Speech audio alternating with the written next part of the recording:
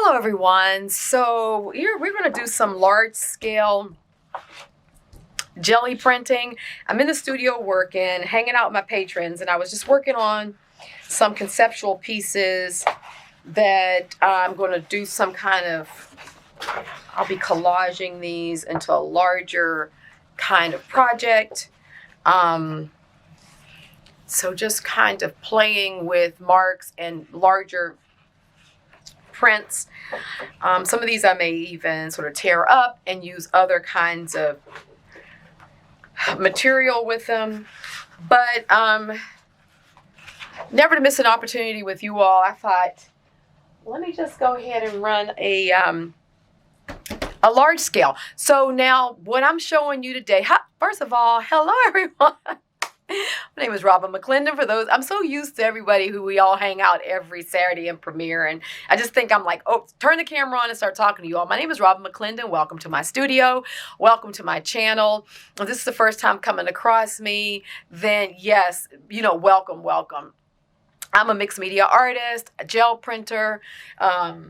Actually, I come out of a printmaking background, and I taught printmaking at the Corcoran and the Smithsonian, and came across a gel plate about 11 years ago now, and really found it to be an amazing tool to actually push out some of my techniques and stuff that I learned and used in printmaking and traditional printmaking. So I'm also a book artist. And all these things come together in this sort of mixed media, painterly type of fashion. So I wanted to, so even if you don't have a large plate, I thought you guys would still benefit from just seeing what I'm going to be using on the plate. I'm actually going to be working with my crinks again. You know I love these crinks. We've had this conversation. They can be costly, but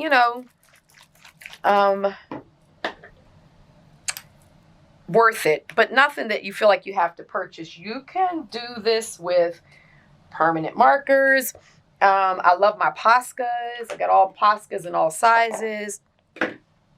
So feel free to do that. I'm just kind of working out some shapes here.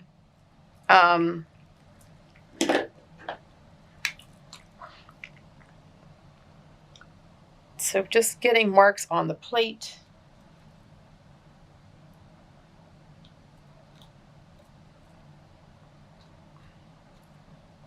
And I'm kind of visualizing where I'm putting my elements.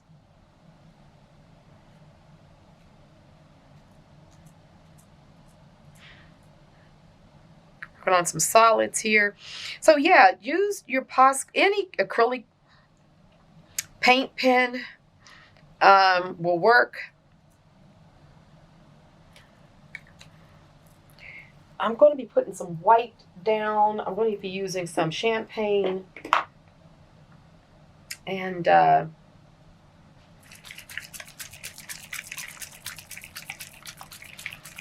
me see, I'm going to use some of this black in the, oh, can I get it open? Yeah, kind of do my sort of graffiti.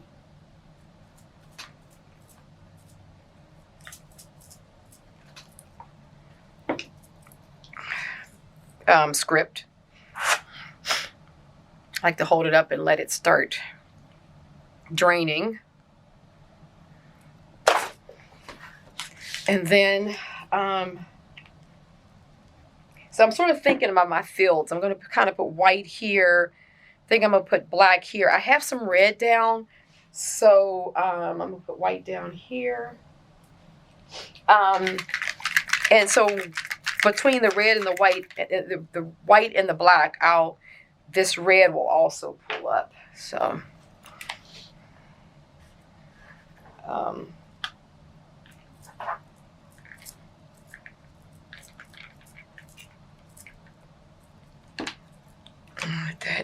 let that drain.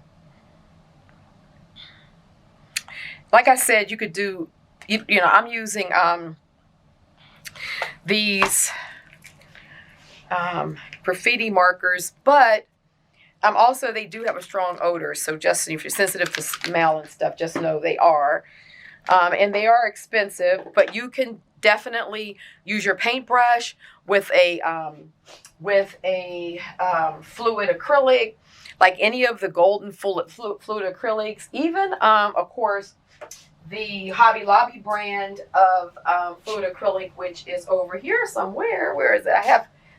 I have it in a really nice turquoise. If I can find it, I'm waiting for that to dry. So we've got a little time here. I don't see it, but I know they make a nice fluid acrylic as well that I enjoy using. The Hobby Lobby brand is this Master's Touch. So you can use Master's Touch. Blick, of course, this is Master's Touch, but of course Blick.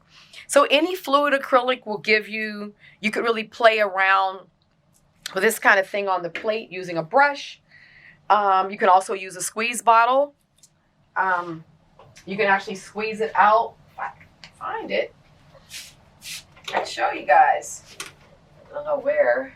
It should be right here, not too far away, but just know I'm still letting this dry. So, in fact, I'll be right back so it can have sufficient time to dry. Okay, so we're back. That was about 15 minutes of drying time, just so you have an idea of how long I was waiting. So it's still going to be a little bit wet, but I'm just going to kind of see how some of that moves around. It's pretty dry, but it does come off the gel plate pretty easily. So I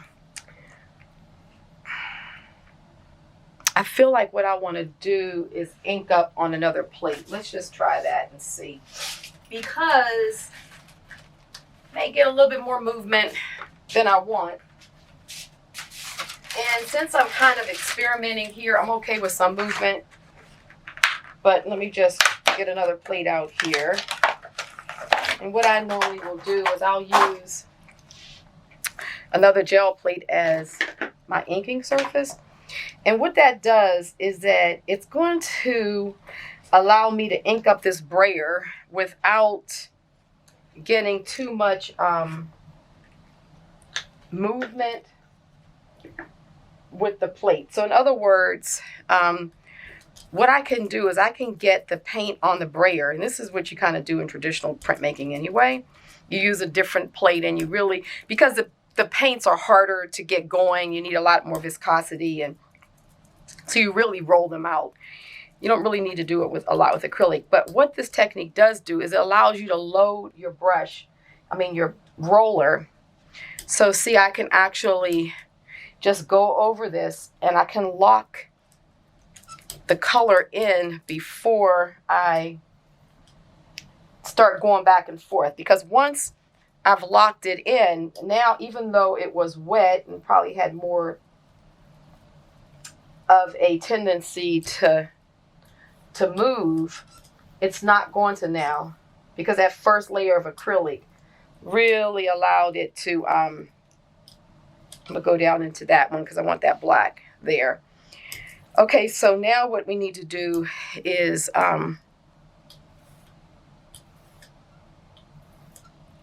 now I want to put some black down. And I'm going to basically do the same thing.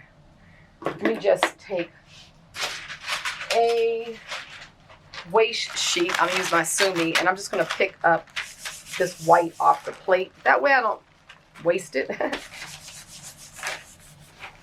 And it'll just become a part of some more paper that I collage or do some more marks on. So now let me get the black here.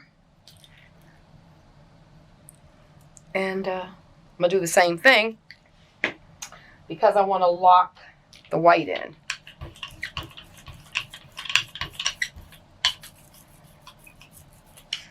See, so I've got it loaded. So we're going to do the same thing. See, I'm getting a little bit of overprinting, but it's certainly less than what it would have been if I hadn't done this. Because I got the first layer locked in.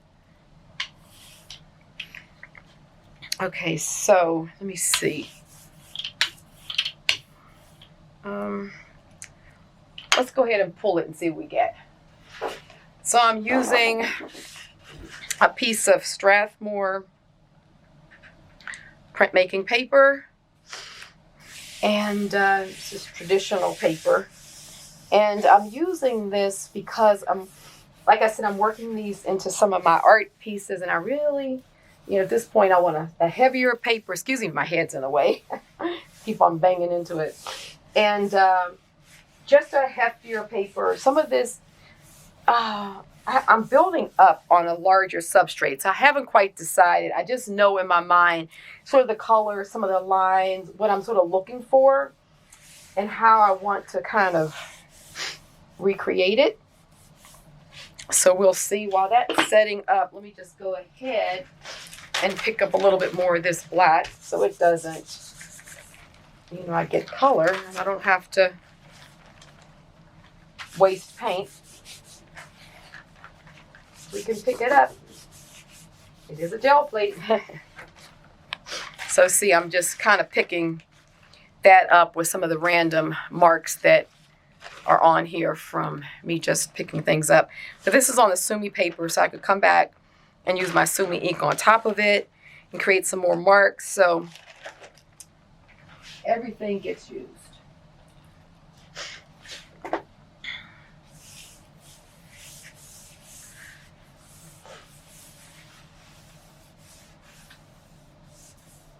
So I'm getting a real good bond here. And let me get this across the top too, because that's wet up there. So might as well pick it up.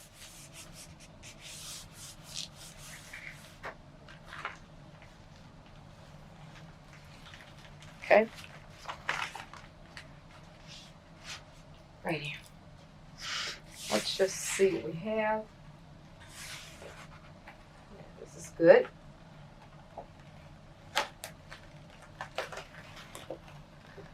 Oh yeah, great. This is kind of what I was kind of imagining I wanted to sort of pick up. So I have this division of the black and white field, but it was these marks that I'm very interested in capturing. Some really good graphics. And you can see, like I said, these are going to be elements. So I may actually kind of put some of these together in different ways. I'm working on a much larger substrate, so not quite sure yet. I like the simplicity of those marks a little bit more than what I have going on in that one. So like, to me, these go nicely together. The sort of simplicity of the mark making is what I'm kind of looking for. So let's go ahead and do another one. I want to get, what I'm going to do is I'm going to use this one. And I'm going to do some of my scripting. So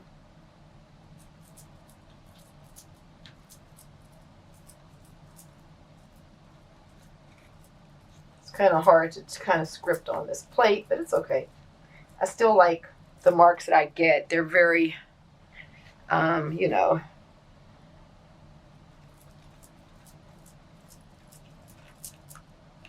a little bit more graffiti-like, but so, okay.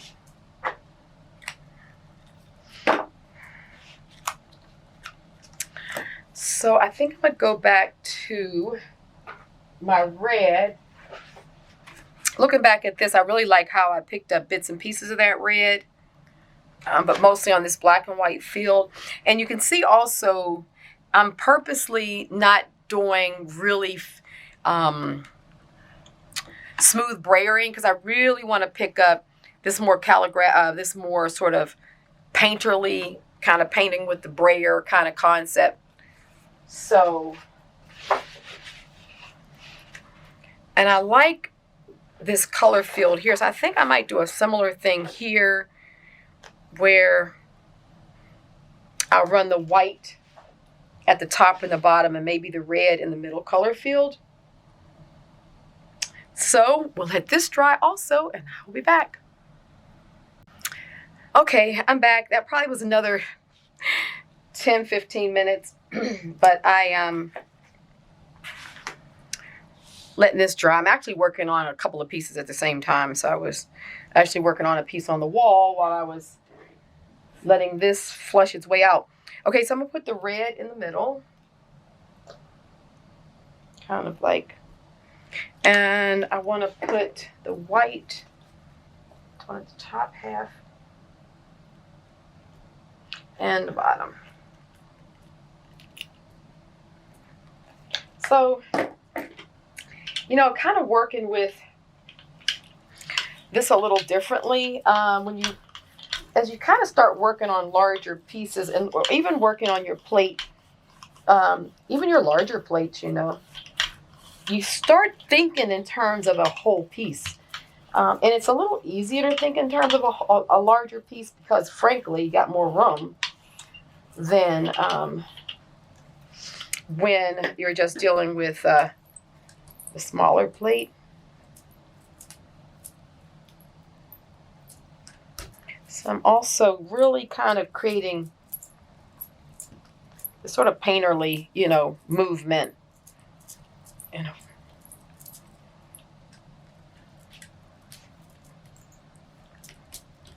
Just kind of dragging it on the edges too. I like, because it just kind of well, that top edge won't get it as much, but it sort of brings a little bit of the color elsewhere onto the plate. So let's go ahead and do this.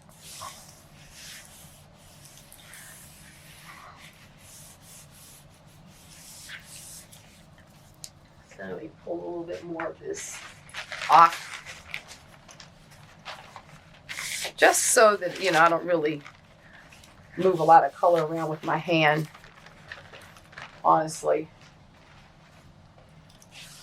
So yeah, thought I'd do a session here on a large scale, pull a few prints with you all, sort of see how I do it and my thought processes, and I'll share at some point when I actually finish this, because I'm just kind of working through it. But as I work through this concept, I will share in the future it completed. I've got more printing to go, but just kind of starting down the path of fleshing my ideas out.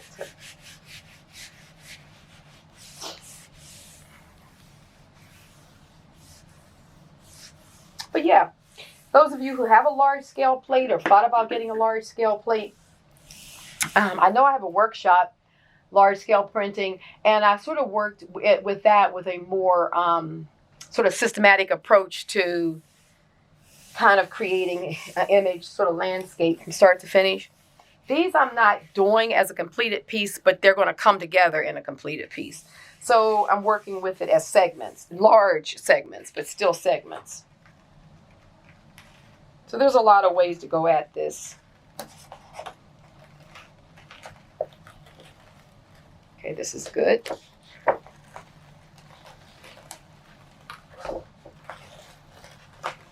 Okay, yeah, I like this. So you see what happens? That red moves the background some. So we get some of the paint moving out the way. And I really like that. So you can see how these right here kind of start working together a little bit more in unison. If we start thinking of these as segments that will work themselves together. You see where I'm going? Well, at least you might have an idea of how this may shape out as I sort of work them into probably a 4x4 or maybe a 4x6 feet piece, and I'm also working fabrics in with them. I'll show you. I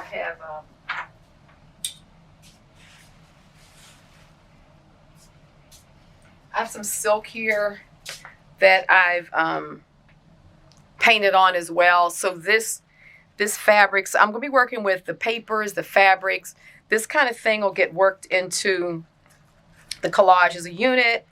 So yeah, there's going to be a lot of push and pull going on here. And I haven't decided if I'm going to also stack them and maybe do them banner style. And sort of do a repeat that would kind of go long, or I'm playing. I'm still working. But you guys, I thought I would share with you, since we always hang out, and you guys love jelly printing. So even if this isn't something that you would do right now, but it's inspiring you to think differently about your plate, or even how you work with your small plate, you could actually do just smaller segments and sort of think in terms of, like here, maybe you would do a piece that's mostly just red and black, and then maybe you're doing something that's white, and do these smaller sections that you can work together into a larger sort of assemblage. So think about it like that, you know, but for me, it's just kind of working really painterly on the plate as well. And, you know, of course, including my script, and just bringing my own relationship to marks and lines into the piece. So anyway, thanks for hanging out with me. I hope you guys enjoyed this session. And yeah, I had a lot of fun hanging out in Premiere. I already know that because we do it every Saturday.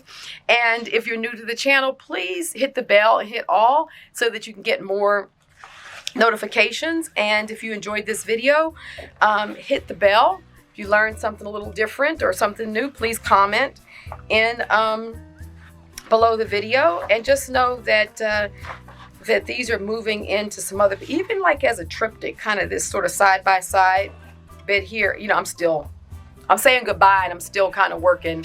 My mind is still going, but anyhow, you guys know me. Anyway, take care. It's been a lot of fun. Love you all, and until next week, from my studio to yours and my heart to your heart, enjoy creating.